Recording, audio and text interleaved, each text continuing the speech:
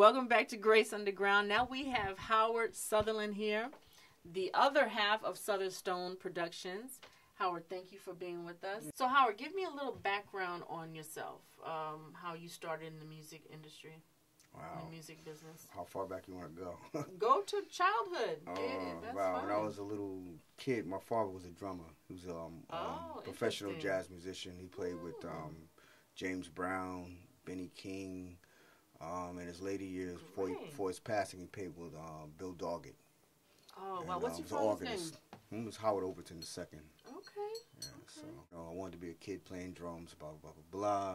You know. So you were one of those little kids with a drum set for Christmas? I was playing my father's drum set at that time. Yeah, you already had a drum. Yeah, so I was just playing around with the drums and stuff. I wasn't really playing, you know, but I mean, he didn't raise me, inspired me. Right. My mom raised me. My mom did a great job. Right. So, you know, she got me piano lessons, and I was resistant though. I didn't want piano. I wanted drums, but you know, but you know, with the ruler in hand, I learned how to play piano. Oh, that's great. You know, and then so she never took my music away. She always kept me with my music no matter what. Okay. So I did that, and then some years later, I went to school. I was in a jazz band. I went to Kennedy High School. You know, I played in different bands, played with people. When I grew up in Manhattanville, and a couple of my friends that were way older, like I was like maybe 14 years old. They were like, you know, 30, 40, really? 50 years old. So did you learn other instruments during this time? Yeah, but mainly just I gravitated towards guitar. I started with bass, and then I just you know gravitated towards the guitar. You're more of a string yeah, I'm a musician. guitarist. Yeah, I'm a guitarist. You know. But I've seen you play other things besides guitar. Right. What are all the instruments that you can play? Like keyboards. I got an upright bass. You know, I mean, I got into that because I had some hip hop sessions and I needed a live bass. So I said, let me get an upright and just work that. Nice. Yeah. Nice. You know. So where do you feel most comfortable?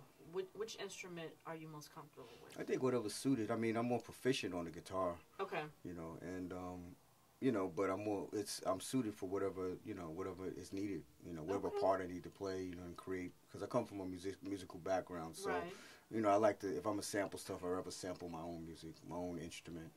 You know, and apply it towards whatever production, whatever I'm doing. You've worked with some people who are signed artists, correct? Yeah. Who are some of these people? Well, I mean, my background, I work with Freddie. Well, this is old school. Tell my age now. That's all right. Tell my you age know, now. the little ones coming up, they gotta learn from us. Well, I work with Freddie Jackson, Melba Moore, Melissa Morgan, Kashif, Lilo, Ray Goodman and Brown. Wow. The Heath Brothers. This is the experience you guys are getting, okay? Wow. Miles Davis, you know, for a minute, you know, on a short thing, he was a guest. Stop playing. Yeah, before he passed away, of course. Wow. There's so many of them. Bradford Marcellus back in the day. I didn't work directly. I was an assistant engineer at that time.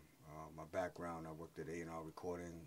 I worked at Celestial before they, shut down Square. I met Jay. And what were you doing there? You were playing instruments? Well, I mean, how it started basically is just, when I was a kid, I played in different bands. Not so much a kid when I was in my teenagers. And most of the time, I was playing with guys who were like in their 30s and 40s, and I was like a teenager.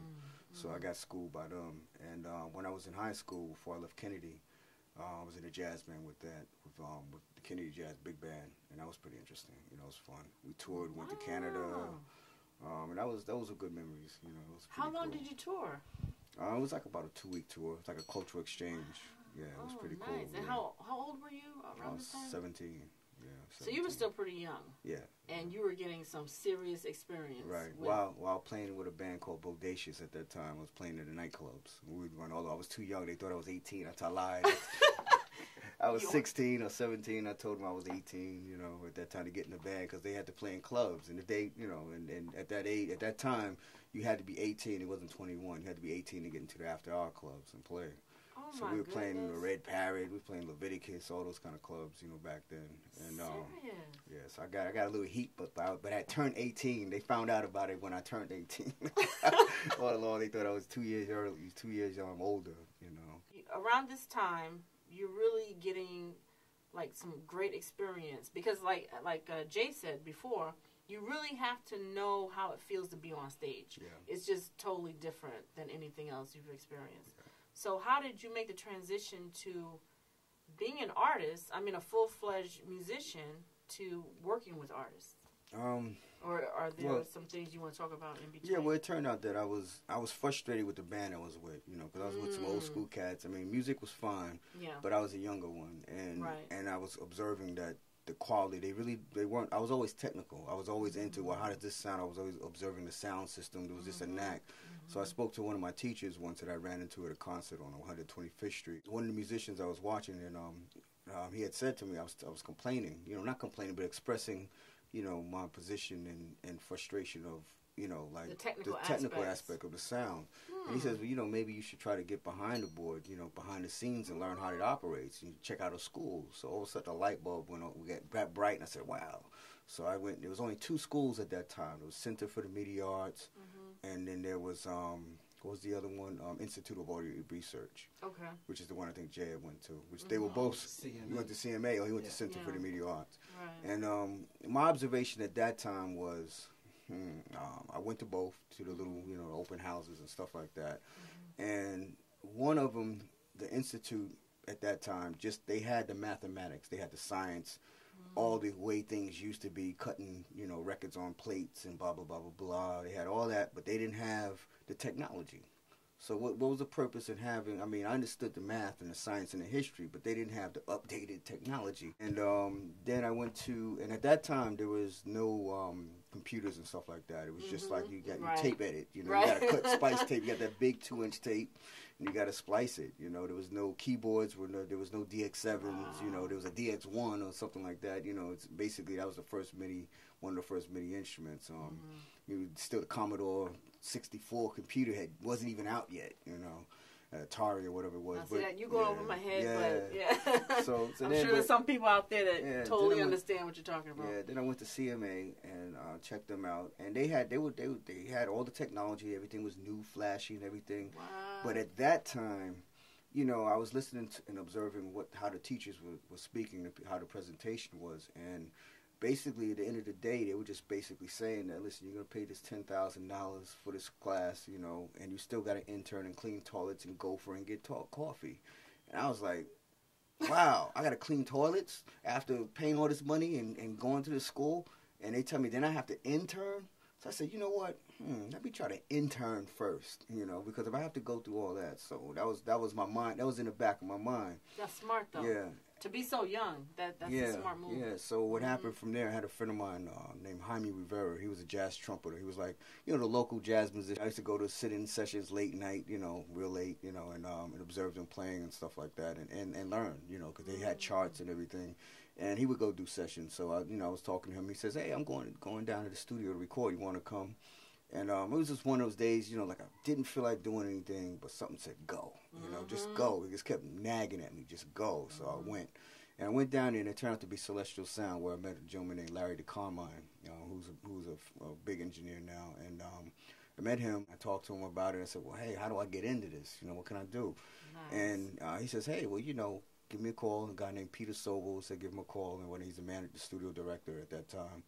And he said, you know, come by such and such a date, and, you know, and we'll try to work out. But mind you, I was working at Comex at that time, you know, during the daytime, and then I worked in the studio at night. So I got the internship, but then I met Kurt Upper, who he took me underneath his wing, and through Kurt I met Jay, and that's how Jay and I first connected. Yeah, and it's timing, and you know, it wasn't easy, you know, because back then it was a lot. You worked a lot, you know, you made your coffee, you got your food. Because the thing is, I did everything. I said, if I'm going to go make coffee and clean toilets, I might as well do it and save myself $10,000. So at that time, that's what I did, you know. And very smart. And I got lucky also because Celestial Sound was a place where they were putting records out. Like you be in the studio 1 week later, 1 month later, you're hearing the music that was being recorded in the studio, you know, on the radio. You know, we had Freddie Jackson did all his first albums there. I worked on Najib's first album, second album. Nice. He's the first one that actually gave me credit, you know, for work on his album. Yeah, so I was. And what work did you do specifically on his album? I was tape opping back then. So you have the engineer that's at the board mixing the sound, and then the assistant engineer tape ops. So basically, he's running the tape machine. He's cutting, recording, and editing the vocals at that time. It was his first album. You know, Najee at that time was a session musician. He was always doing sessions. So Hush Productions at that time had, you know, gave him a record deal, and his brother was Fareed Haq, who also was a producer and a guitarist also. So all these people we met, you know, all this R&B. It was like a Motown of updated Motown. Yeah. But, and we cut all of Freddie Jackson's first albums. You know, his first maybe 3 or 4 albums. G. McFadden took me underneath his wing. And that was a blessing because he was a hard man, you know, in the beginning. But he had a lot of fun. He taught me a lot of things in the studio I won't go into, but I learned I learned a lot. A lot of the don'ts. I learned a lot from him because he would do sessions. He'd come in and write in the studio. So it was a great experience. Serious? Wow. Yeah. I worked with Ron Banks, Joe Furler, just a lot of different cats, a lot of engineers, you know, at different times. But Kurt Upper, you know, who's Jay's, who actually Kurt went to college with Jay as well. Right. You know, found that out. And we stayed together for, you know, until I left, you know, many years or whatnot. But we did a lot of albums. I worked on Susan Vega's first album. They Called Me Luke. And from there, and you worked with what's her name, Monet. Jersey Monet. That was later on. Oh, that was much later. Yeah, it was much later. Yeah. But during that time, we did a lot of R&B. It was Freddie Jackson and all that crew, you know. And that was cool, you know. That was really great. And then from there, I went to A&R Recording. And A&R Recording is where I got my experience of recording live, like bands, like orchestras and stuff. Because Celestial was basically just doing R&B. You know, it was an R&B house. So it was kind of frustrating after I learned enough, you know, because everything was do it quick. It was just assembly line factory music after a while. Right. You know, where like they really didn't focus on getting sounds and just, you know, they wasn't you know, to that level of recording. That's what I was going to say, because you can play rock. Yeah. You can play a lot of different genres. Yeah. So well, it was in me from when I was playing live before. You know, now I was just honing my teeth and just learn how to engineer and how to get sounds. I had to learn how to hear. You know, because engineering, most people take it for granted. Engineering is like you're a surgeon. You're a surgeon, you're a sonic surgeon, you know, with frequencies. Yeah, for mixing and recording. You have to be able to hear things and isolate frequencies, and you have to train for that. You know, like what I hear is different than what most normal people hear. Right. You know, because you have to isolate frequencies and be able to know what they are and hone in. You know, every instrument has to be mixed and has to sit in its own pocket of how would you say, of sonicness, you know. So you can take someone that doesn't know how to sing and make them sound like Whitney Houston? It's correction for that. They're doing that on the records and making people that can't sing. I don't know. When they sing live, they don't sound like memorized. Yeah, no, but auto-tunes was originally made to correct imperfections in the vocals. Okay. Where it's a side effect was what people are using as an effect now. It was basically like a vocoder. Vocoder was the first thing to really do that, but so that's another story. But I went to A&R Recording, you know, and there I did a lot of jazz. I did live 2-track recordings. I worked on Things Changed. I worked on Pepsi commercials. You know, and that's a whole different type of a vibe because, you know, you mic in 52-piece orchestras. Yeah. It's like a week of just micing stuff, so I learned that. Wow. And a lot of vocals, and then they had really nice mics, too. I mean, Celestial had really nice mics. But that's where I honed my skill for doing vocals, you know, with Celestial and A&R. And that's my specialty, is recording vocals. And you sound like you enjoy it. Yeah, I mean, you like the technical aspects of late it. nights. It saved me $10,000. But you also enjoy being a musician. Yeah. So you like playing. Both aspects of it. Yeah, because I always play and always I work with Victor Bailey. You know, a lot of cats. I mean, I can just keep naming them, but you know, it wasn't like a main person, like it's my gig or anything. It was just I was a recording assistant engineer or recording engineer on a project, you know. Is there a certain type of music that you prefer over other types of music, or do you enjoy I like it all. Yeah, I mean, even I like country, you don't care. Yeah, I mean, I don't really listen to a lot of country, but I respect it because of the technique. The story, the writing. Yeah, the story writing, and also the musicians are impeccable, man. They're like jazz music. They phenomenal, you know, musicians. That's just not my forte, you know. But I mean, I can respect and appreciate, you know, nice, you know, chicken picking guitars, you know.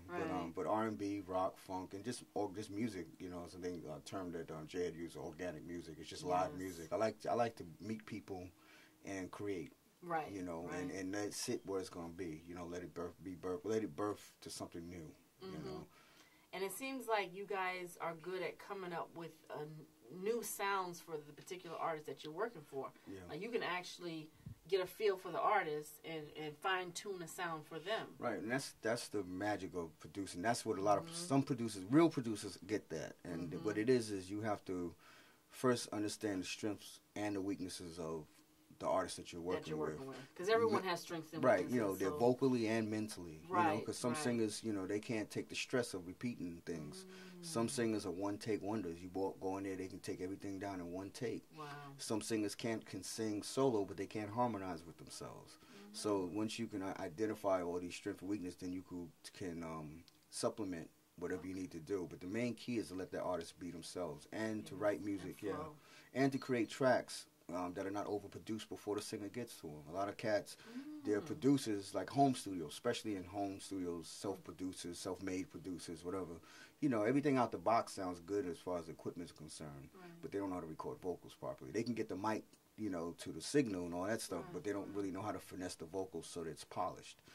And very important. Yeah. Because it sinks in with the music. The vocals have to. It's a union, so it's a marriage, you know. Very interesting. I mean, I'm hearing a lot of things that I guess, you know, would be common sense, but when you actually understand how much work it is, I mean, just give me an idea. Say, you know, I came in and I wanted to lay a track in the sound booth, this sound booth that we have here, and you had to go mix it. I'm sure there's variables, but how long, give me a time frame of how long it would take to mix one song. Is it like days or is it? I've done songs for weeks, you know, 2 weeks. It depends on the level of the song, you know, and basically you just mix it until it's done.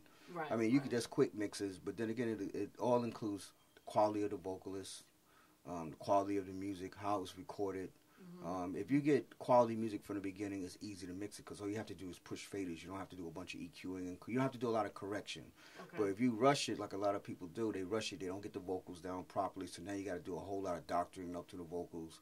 And I'm good at that too because I get a lot of tracks where the vocals are just not happening, and I have to fix them up. Or you know, if it gets to the point, you never have to really trash anything. You can always nowadays you can always pretty much get it done right, but the main thing is getting the correct take and having the vocalist, you know, understanding the quality of the vocals. But But another thing too, I wanted to touch on, which I left off of, was overproduced tracks before the vocalist gets to it. Bad thing. Right, overproduced tracks is like a cat that he's all about his music, but he's not about the vocals. And he puts every single thing in every little hook, corner, cranny, downbeat, upbeat, every little spot. We've heard some of that on the radio. Right, every spot where there's somewhere to breathe, he's got something there. So when it comes time for the singer to get on and do their thing, they're stuck in a box where they can't be free to explore. The big key for a singer being themselves and being free is to leave the track open enough where you have the framework, you have some melody, but it's not overdone to the point. So now what happens is they can hear, and then they can explore. They could try different things. You sweeten it up later. So you let them sing, you let them explore different tonal ideas, techniques they may have, or different styles. They can then maneuver so the track becomes them. I really never give a track fully produced because you can't. If you got a vocalist going, how can you fully produce a track? Right. If you're going to do justice for the vocalist, you have to do justice for the vocalist. Right. Very interesting. What are some of the problems that you've encountered either with equipment or with artists? Oh, nowadays equipment, it's changed, man. It used to be you needed a room full of equipment to do something. Now, you just need a MacBook Pro, some software. You know, so it's gotten better. It's gotten easier. You can have a studio on your back. I carry it with me every day. I carry my MacBook Pro. Wow. And that's, you know, and you just carry some Pro Tools or Reasons and whatever else you may use. Ready to go? And you can make music. You just got to have Pro Tools and Reasons, and you're good, you know, and have your MIDI a USB interface, you know, and you're good, you know. Technology is incredible now. Like I said, you can make a whole music and do everything on one laptop, you know. Got to get a Mac, though. I don't care what you're working with. It's all good. Work with what you got to work with. Once you go Mac, you don't go back. At all. Mac is the move, period. You know? What are some of the services that SutherStone offers to artists? So say, you know, you get some artists who, you know, I want to do a demo. Can they call you? Can they come in and use the booth? Give us some of the first identifying what their needs are. I mean, we could facilitate anything. I mean, we work on films, you know, plays, do cues for plays. Nice. Do Foley work, voiceover work. Poets that come in, you know, we do poetry, put music behind the backgrounds. Nice. I create music, custom tailor it for the poet, you know, so you listen to the poem and you create the track for the poem, as opposed to just having a track. But you also will have tracks that you're in your library that if someone likes something, they can actually, Right. So, I mean, a lot of times, so some of the services will be, we have a situation where, you know, we have a quick special, you know, like a 2-hour special, you know, you come in, and you have your track already, you know, already mixed or whatever, you know, and then you just lay your vocals. They'll give you vocals, couple overdubs, quick mix, in and out, you know. We have a special like that. I could do anything vocally. So like if you need voiceover, you're an actor, which I do, and you need a voiceover reel, you can come here and you get a reasonable price for it. And it all it's custom tailored towards what you need. I mean, there's a basic recording. You come in like rappers. You come in with a stereo mix of a track, and we lay some vocals down, in and out, 2 hours, you know, 3 hours, you know. But the R&B always takes longer if you're a real singer, because you have to layer the tracks. And my thing is always perfection. You know, I mean, I don't really put my name on anything that I can't really work. You know? And are you still going out and performing as a musician, or have you kind of stopped that and you're doing? I've slowed down mainly because I'm a single parent. You know, I got a 15-year-old daughter I'm raising since she was 2, so I can't really travel the way that I want to. But I still play. You know, I still record, and I'm about to start doing that again. I'm getting itchy now, just to find the right group of people to work with. Just it's so dynamic, you know. But the music industry's changed a lot. You know, it's mainly about film now. It's not so much. I mean, what the beauty of the internet is just, you know, and technology, you know, because now, you know, like I said, you just get a laptop, you know, you can have your little camera, you can make a movie, you know, as long as you just have to know the technique. The technique is the same. The equipment is just what's more high definition, less, but you could make a movie on a cell phone, and you can make a whole movie, throw it in iTunes and iMovie, and there you go. You know, the quality is not going to be, you know, super duper, but as long as your concept is together, people will get your vision. You put it up on YouTube, you know, so that you can express yourself a lot better now. I mean, some people look at it as something taking away, you know, all these non-musicians, and, you know, they're making music and it's all garbage. And I'm just like, I figure it's self-expression. Real music is going to prevail over, you know, non-music, you know, and, you know, I really don't consider anything non-music. It's just a dislike or like of style of music. But I feel everybody should have their freedom to express themselves. But that's what Jay was talking about, being organic, letting it evolve within themselves, and then you guys are helping basically to bring it out. So I asked Jay this before. I'm going to ask you, what is the future for SutherStone Productions? Where are you guys trying? I know you guys come up with a lot of new sounds, and, you know, but where do you want to go with this? Well, we're working on a couple projects. One, we're going to put out a poetry album. Our flavor, our twist on it, you know. I've heard a lot of poetry albums before. We both have, and, you know, they lack in certain things, you know. Some are produced real well, but not like the way we would do it, you know. So, and then we always have creative people, yourself included, you know. We like to have people that create things from their heart, just like all the greats did, you know. Miles Davis, all the famous people, man. They did what they felt from their heart. So we're not like cookie cutter people. We're not clones. We don't like to do clone music. So it's just the beauty of being creative. So the other thing we're going to get into is films. You know, we've done some, you know, we're trying to get into the major, you know, film, get some music on a major film. Do a score for an actual film. So we're working on that, you know, and we're doing work with some rappers, you know. Now it's not really with the records; it's making money for the tours.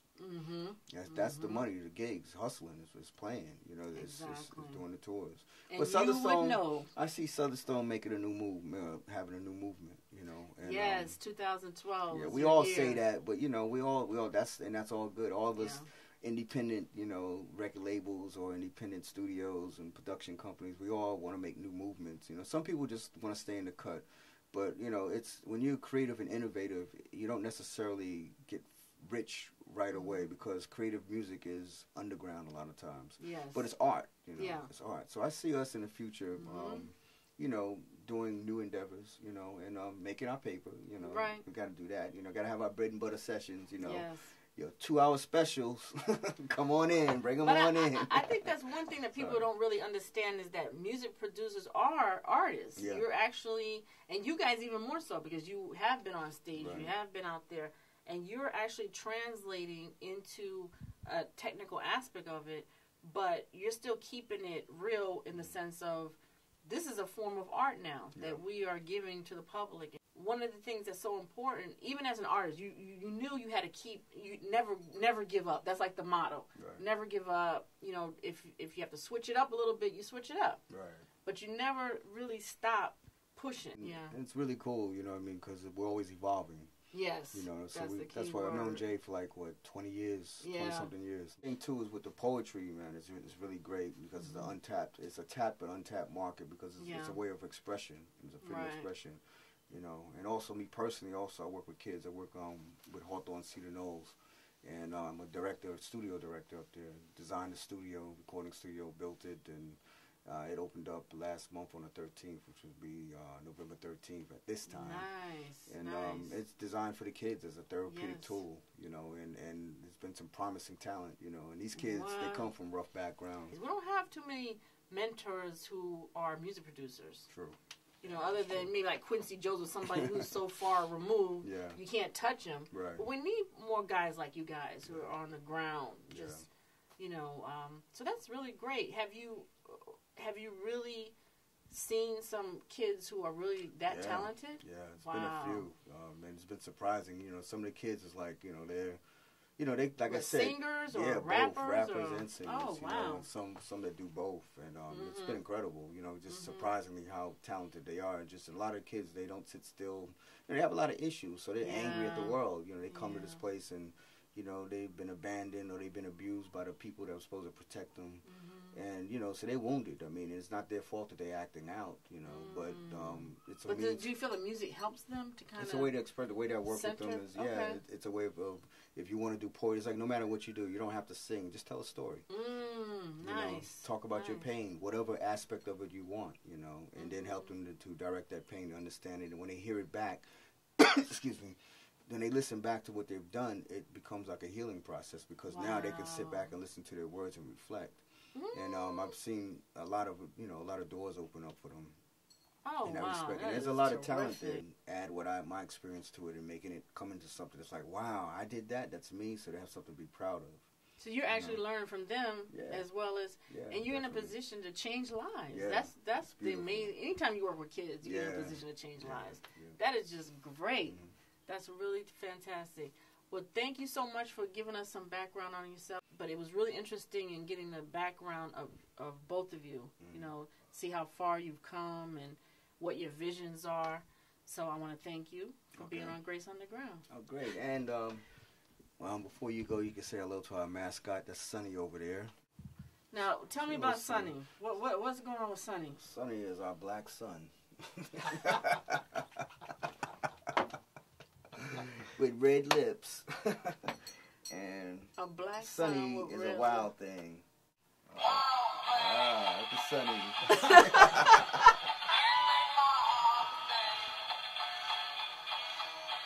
I learned something every time I come here.